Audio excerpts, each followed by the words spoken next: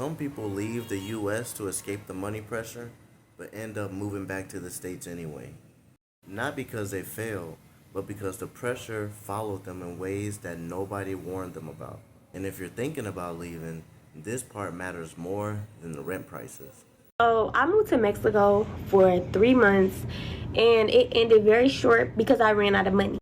People don't usually talk about this part because it feels like admitting defeat, but it's actually more common than you think. Actually why I moved back, because of community and connection. I think when you move into another country, like, you have to be fully committed. So I want to read this comment because it applies to the topic at hand.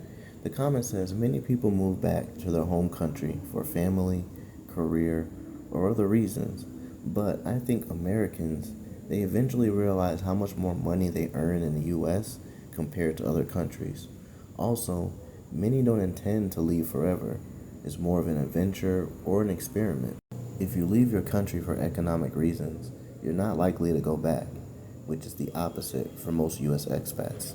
Moving abroad can lower your cost of living, but it doesn't automatically fix your relationship with money. Here's what actually catches people off guard: income instability. That's remote work or currency swings. You're not able to just get you a 9 to 5 like people normally do because you're going to be outside of the country. And even if you do, because you have a work permit, you're not going to be making the same kind of money. And for a lot of people, if you're not able to get that right away, it becomes a problem. There's also no safety net. When you move abroad, you don't have family, you don't have anyone to back you up in case things go bad. There's no credit system that you'll be able to go to that you'll be familiar with when you're overseas. Those type of systems are non-existent for you unless you fully commit and integrate into the culture. There's also unexpected costs like visas, your work permit or residency, healthcare gaps, and flights back and forth. Those things you also have to factor in. Also, emotional pressure turning into financial pressure.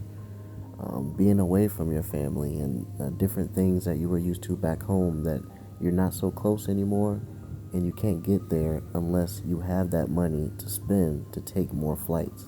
The realization that you get here is cheap living doesn't necessarily mean stable living. Back home, the system is expensive, but familiar. Abroad, life may be cheaper, but the margin for error is way thinner. And here is where people misunderstand this.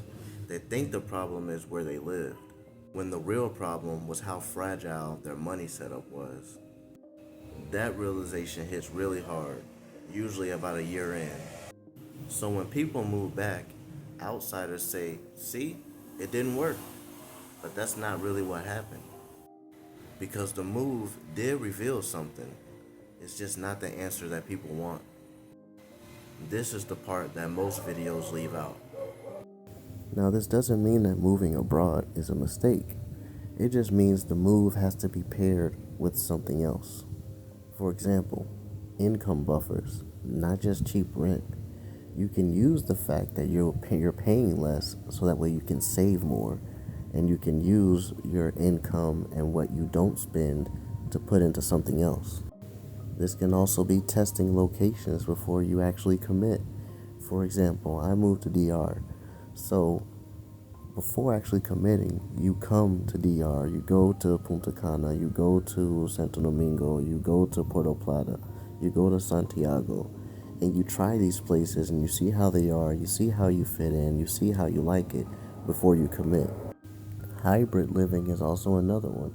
Being able to split your time, spending some time in the States and sometimes overseas. This system, living a hybrid system, gives you that stability and it gives you the opportunity to experience what you're looking to experience and then at the same time be connected back home as well. You can also choose stability over lifestyle aesthetics, meaning you're looking to live more comfortably and stable, and you're not looking for how am I going to be the best out of everyone? How am I going to have more luxury than everyone? What that would mean is you're trying to simplify your life. Some people move back to the States stronger, and some people move again back overseas and they do it smarter the next time. Now, there are downsides that most people don't like to acknowledge when living abroad.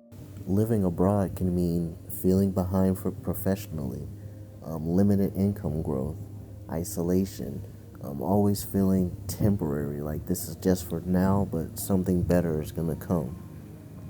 And for some people, those costs outweigh cheaper rent. This isn't about toughness, it's about fit, what's right for you. Leaving isn't for everyone, and staying isn't failure. The goal isn't to escape, the goal is pressure relief in a form that you can actually sustain.